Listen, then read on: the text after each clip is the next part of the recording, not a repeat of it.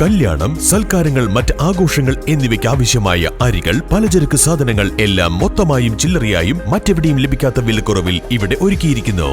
New Kurikkal stores, Wandoor.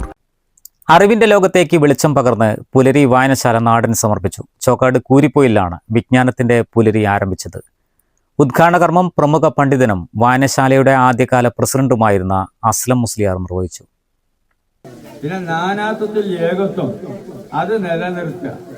എല്ലാ വിഭാഗം ആളുകൾ നമ്മളൊക്കെ പല രൂപത്തിൽ പല വിശ്വാസങ്ങളും പല ആദർശങ്ങളും എല്ലാം കൂടിയാണ്. പക്ഷെ അതേ സമയത്ത് നമ്മൾ ഇന്ത്യക്കാരാണ്, കേരളീയരാണ്, മാനവികതയ്ക്ക് പ്രാമുഖ്യം കൊടുക്കുന്ന ആളുകളാണ്.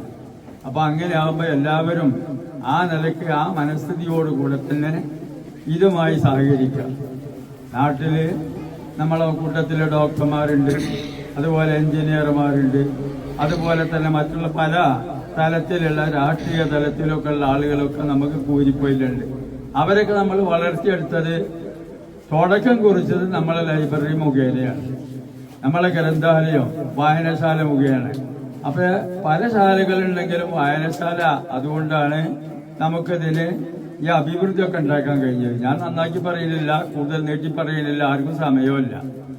ഇവിടെ മരണപ്പെട്ടു പോയ കൂട്ടത്തിലാണ് സഖാവ് കുഞ്ഞാലിയൊക്കെ. അവര് വാസ്തവത്തിൽ നമ്മൾ ഇതുമായി സഹകരിച്ചതിന്റെ ഉദ്ഘാടനമൊക്കെ നിർവഹിച്ച ഞാനും തങ്ങൾ ബാബിയും കൂടി പോയിട്ടാണ് ക്ഷണിച്ചത്. അതുപോലെ തന്നെ തെക്കുംപുറത്തുണ്ടായിരുന്ന മമ്മൂട്ടിയിൽ അള്ളിനാളെ പറയാ അക്കാലത്ത് അറിയപ്പെട്ടിരുന്നു. അയാളെ കൊണ്ടുവന്നു. റോഡ് ഉദ്ഘാടനം അതുപോലെ തന്നെ നമ്മളെ ഇവിടുത്തെ അക്കാലത്ത് റേഡിയോ ഒക്കെ എന്ന് പറഞ്ഞാൽ അത്ഭുതമായി. ഇന്നിപ്പോ വാസ്തവത്തിൽ ഇങ്ങൾക്ക് റേഡിയോ ഒന്നും ഒരു പ്രശ്നം തന്നെയല്ല. വായനശാലയ്ക്കായി 4 സെന്റ് സ്ഥലവും അതിൽ തറയും നിർമ്മിച്ചെങ്കിലും കെട്ടിടം നിർമ്മിക്കാനായിരുന്നില്ല. പതിറ്റാണ്ടുകളോളം പുലരി വായനശാല പേരിൽ മാത്രമായിരുന്നു പ്രവർത്തിച്ചിരുന്നത്. നാട്ടുകാരുടെ കൂട്ടായ്മയിലും സാമ്പത്തിക സഹായത്തിലുമാണ് ഇപ്പോൾ വായനശാല നിർമ്മിച്ചത്. ചടങ്ങിൽ വാർഡംഗം എം അബ്ദുൾ സലാം അധ്യക്ഷത വഹിച്ചു. എഴുത്തുകാരനും ഗായകനുമായ അബ്ദുൽ ഗഫൂർ നീലാമ്പ്ര മുഖ്യാതിഥിയായി. പരിപാടിയിൽ വായനശാലയുടെ ഉദ്ഘാടനത്തോടനുബന്ധിച്ച് നടത്തിയ വിവിധ മത്സരങ്ങളിലെ വിജയികൾക്ക് സമ്മാനങ്ങൾ നൽകി.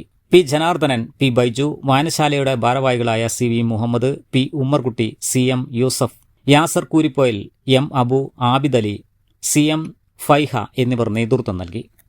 News bureau, Chokkad. കാർഷിക വിളയുടെ ഉൽപാദന വിപണന രംഗത്ത് 40 വർഷത്തെ പ്രവർത്തന പാരമ്പര്യവുമായി Bismillah rubber nursery, farm and gardens, Vaniyambalam. Bismillah rubber nursery, farm and gardens, Vaniyambalam.